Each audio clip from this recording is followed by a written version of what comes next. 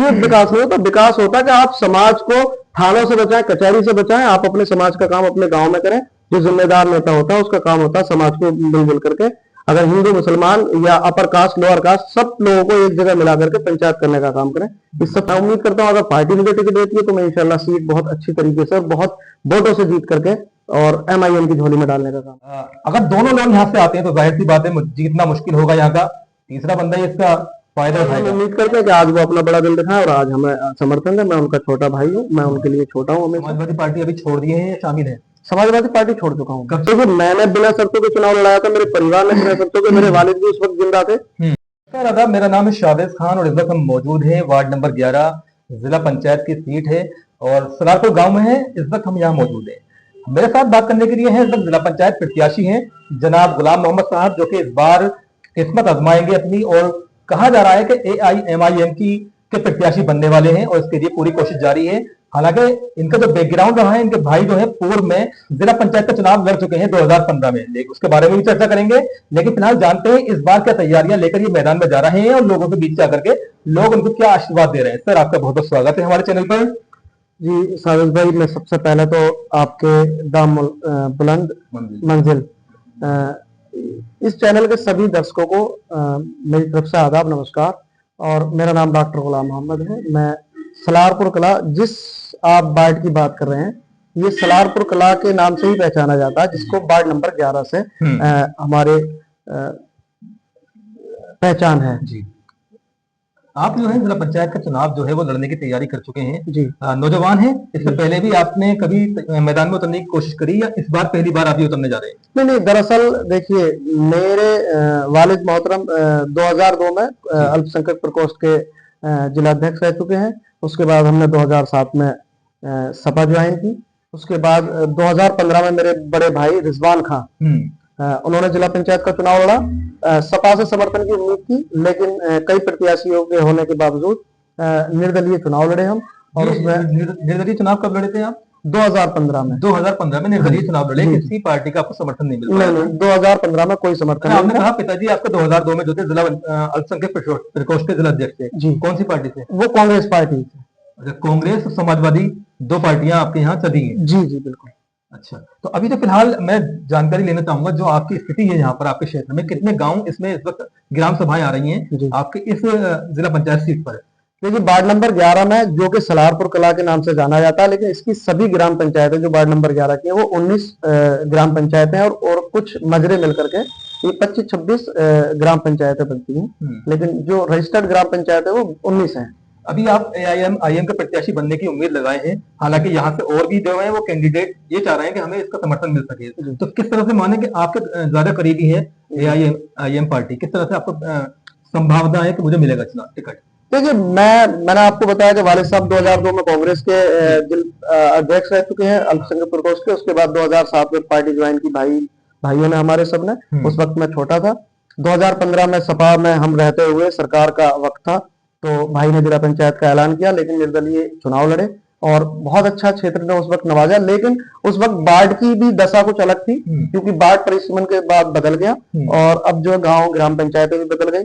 तो उसी के हिसाब से हम 2016 से ही हमने जो चुनाव में अपने मेहनत करनी शुरू कर दी, तो लोगों में हमारी पहचान, क्योंकि मैं खुद पेशे से भी एक डॉक्टर, जिसका मैं हॉस्पिटल रन करता हूँ, तो वहां से भी मैं अपनी एक व्यक्तिगत पहचान है मेरी लोगों में। और बात रही हिंदू मुसलमान की, नहीं, मैं हर वर्ग में लोग मुझे जानते पहचानते हैं। उसी के सिलसिले में हमने 2021 में भी चुनाव लड़ने का प्रक्रिया बनाई, लेकिन कुछ गांव के लोगों ने, समझदार लोग थे, तो उन्होंने कहा कि भाई चुनाव इस बार एक ही प्रत्याशी गांव से लड़ना चाहिए, तो हमने उनको समर्थन दिया। तो 2015 में चुनाव आपके भाई ने लड़ा, रिजवान साहब ने, तो कैसा उनको रिजल्ट मिला? क्या वजह रही उस वक्त जो है वो विजेता नहीं हो सके, हार का सामना करना पड़ा? देखिए, पहले समाजवादी पार्टी से समर्थन की उम्मीद थी, लेकिन उसके बाद जो है निर्दलीय चुनाव लड़ा, तो उसमें स्थिति बदल गई और जो चुनाव जीते उनको समाजवादी पार्टी के कैबिनेट मिनिस्टर साहब जनाब इकबाल महमूद साहब ने समर्थन दे दिया, तो वो चुनाव जीत गए 3400 वोटों से। और 3400 वोट टोटल मिले थे उनको, 3400 वोट, वो चुनाव जीत गए जी। और हम 2300 वोट पे कहीं तीसरे चौथे नंबर पे उस वक्त रह गए। 2300 वोट भी काफी वोट आपको मिले हैं जी। परिसीमन के बाद क्या हालात बदले हैं अब? जो गांव पहले आपके साथ जुड़े हुए थे ग्राम सभा उसमें आपकी वैल्यू अलग ही थी, लेकिन अब जब परिसीमन हुआ तो जाहिर सी बात है आपको ज्यादा मेहनत करनी पड़ेगी। परिसीमन के बाद 2021 में परिसीमन हुआ ना, तो 2021 में वार्ड चेंज हुआ, तो 2021 से तो लगातार 5 साल से लोग हमें जानते ही हैं। अच्छा, हाँ जी। समाजवादी पार्टी में कितने समय तक आप लोग रहे? समाजवादी पार्टी अब आप लगा लीजिए 2007 हमने ज्वाइन की थी, उसके बाद आज 2025 है। अब इंशाल्लाह MIM से सफर की शुरुआत है और बदलाव की उम्मीद है इंशाल्लाह। 2021 में आपने समाजवादी समर्थित प्रत्याशी का साथ नहीं दिया, आपने बसपा के समर्थित प्रत्याशी जो यहाँ से विजेता भी रहे हैं उनका साथ दिया, ऐसा क्यों? बात दरअसल समाजवादी पार्टी से समर्थन की, तो समाजवादी पार्टी ने पिछले वर्ष भी किसी को समर्थन नहीं दिया, तो उसमें व्यक्तिगत रूप से आजादी थी हर किसी को, हमने भी आजादी के आधार पर, और गांव समाज के लोगों ने जब ये एक जालपसराय गांव पड़ता है मेरे पीछे और एक पीपली रहवापुर, ये 3-4 गांव हमारे आपस के संबंध वाले लोग हैं, तो सबने फैसला किया कि इस बार जो चुनाव अपने ही क्षेत्र के आदमी को लड़ा दिया जाए, ना कि किसी पार्टी को समर्थन से समझ के सिर्फ व्यक्तिगत तौर पर उनको चुनाव लाया। समाजवादी पार्टी अभी छोड़ दिए हैं या शामिल है? समाजवादी पार्टी छोड़ चुका हूँ। कब छोड़ी आपने? समाजवादी पार्टी तो लगभग 6 महीने पहले मैं ऐलान कर चुका हूँ MIM से, लेकिन व्यक्तिगत रूप से जब मैं MIM ज्वाइन मैंने कर लिया तो पार्टी अब छोड़ चुका हूँ। तो एक बड़ी बात यहाँ पर है कि गुलाम मोहम्मद साहब जो है समाजवादी पार्टी को अलविदा कह चुके हैं और जो है AIMIM की ओर रुख कर लिया है। हालांकि 6 महीने पहले इन्होंने व्यक्तिगत और मौखिक तौर पर जो है ऐलान कर दिया था, लेकिन देखना यह है कि क्या इन्हें वाकई में AIMIM से प्रत्याशी बनाया जाता है या नहीं जाता है। बात अभी और भी है। मैं जानना चाहूंगा आपसे, जिस तरह से 2021 का चुनाव हुआ और आपने BSP को चुनाव लड़ाया यहाँ से, तो उस वक्त AIMIM को यहाँ पर कोई प्रत्याशी था या नहीं था? MIM का कोई प्रत्याशी नहीं था। आपने और कोशिश करी यहाँ पर टिकट देने की? MIM को हमने कोशिश नहीं की। हमारे पास उस वक्त जिला अध्यक्ष जो है जनाब शहजाद खान साहब थे, भाई हमारे उनके टच में थे, तो भाई से उन्होंने बोला कि आप चुनाव लड़िए, लेकिन गांव की स्थिति बदलने के आधार पे हम उस वक्त चुनाव नहीं लड़ पाए। हालांकि MIM वालों ने हमसे उस वक्त बहुत कहा। तो क्या उम्मीद करें कि जिनको आप चुनाव लड़ाए 2021 में चुनाव लड़ाए थे, जो जीते हुए यहाँ के रहे हैं उम्मीदवार, तो क्या वो आपको इस बार चुनाव लड़ाएंगे? ऐसी आशा उनसे करते हैं आप क्या? देखिए, मैंने बिना शर्तों के चुनाव लड़ाया था, मेरे परिवार ने बिना शर्तों के, मेरे वालिद भी उस वक्त जिंदा थे। आज हालांकि वो उनका इंतकाल हो गया है 2023 को। तो उस वक्त वालिद साहब भी जिंदा थे। तो अब आज हम उम्मीद करते हैं कि आज वो अपना बड़ा दिल दिखाएं और आज हमें समर्थन है। मैं उनका छोटा भाई हूँ, मैं उनके लिए छोटा हूँ हमेशा, वो अपना बड़ा दिल दिखा करके मुझे समर्थन दें। तो सीधा कहना है इनका गुलाम साहब का कि उनको अपना बड़ा दिल दिखाना चाहिए, क्योंकि हमने भी 2021 में खुद चुनाव में लड़ते हुए उनको जिताने के लिए चुनाव लड़ाया, क्योंकि सलारपुर जो है वो एक बड़ा विलेज माना जाता है, बड़ी ग्राम सभा है, और सलारपुर में 2-3 प्रत्याशी अगर खड़े होते तो एक का ही जीतना संभव था। इसलिए इन्होंने ये कहा है यहाँ पर कि हमने उनको जिताने के लिए खुद को बैठना मुनासिब समझा। क्या ऐसा ही है? बिल्कुल ऐसा ही है। ये बात आपने हमारी जुबान में आने वाली बात थी, हमारे जो मन में थी, वो आपने अपनी जुबान से बयां कर दी। ये हकीकत थी कि अगर हम चुनाव लड़ते, वो चुनाव लड़ते, तो शायद यहाँ जो BJP से दूसरे नंबर का प्रत्याशी रहा था वो शायद चुनाव जीत जाता। अच्छा, उसमें हमने कुर्बानी दी। तो अभी भी ये उम्मीद कर रहे हैं कि वो बड़ा दिल दिखाएं और इनके लिए इनका समर्थन करें, ताकि सलारपुर की सीट यहाँ पर बाकी रहे। बाकी तो देखने वाली बात फ्यूचर में रहेगी, भविष्य में कौन किसका कितना साथ देता है। लेकिन अगर दोनों लोग यहाँ से आते हैं तो जाहिर सी बात है जीतना मुश्किल होगा। यहाँ का तीसरा बंदा ही इसका फायदा उठाएगा। क्या कहना चाहते हैं आप अपने वार्ड की जनता से? जो 19 गांव ग्राम पंचायत आपने मुझे बताई है, किस तरह से आपको प्यार देगी और AIMIM का किस तरह का यहाँ पर वोट बैंक यहाँ पर है? देखिए, आज वक्त जो है वो बदलाव का है। अब लोग, अगर आप बात करें मुसलमान की, तो मुसलमान ही नहीं, जैसे हमारे राष्ट्रीय अध्यक्ष जनाब ओवैसी साहब, बैरिस्टर असदुद्दीन ओवैसी साहब, वो आवाज मुसलमानों की नहीं, वो जितने भी शोषित, वंचित और पीड़ित लोग हैं, वो किसी भी वर्ग से ताल्लुक रखने वाले हैं, उनके लिए भी आवाज उठाते हैं। आप हमारे प्रदेश अध्यक्ष जनाब शौकत अली साहब, आप महाराष्ट्र में देखिए, क्या हिंदू उनको चुनाव नहीं लड़वा रहे हैं वहां जाकर के? महाराष्ट्र में हमारे अध्यक्ष जी मेहनत कर रहे हैं इस वक्त, वहां चुनाव प्रचार चल रहा है, तो वहां भी हिंदू मुसलमान सब मिलकर MIM को चुनाव लड़ा रहे हैं। तो अब क्या उम्मीद करें आपके इस वार्ड से? क्या आपके वार्ड के लोग आपको प्यार देंगे? क्या वो आपको जिताने के लिए जन तन मन धन लगाएंगे अपना?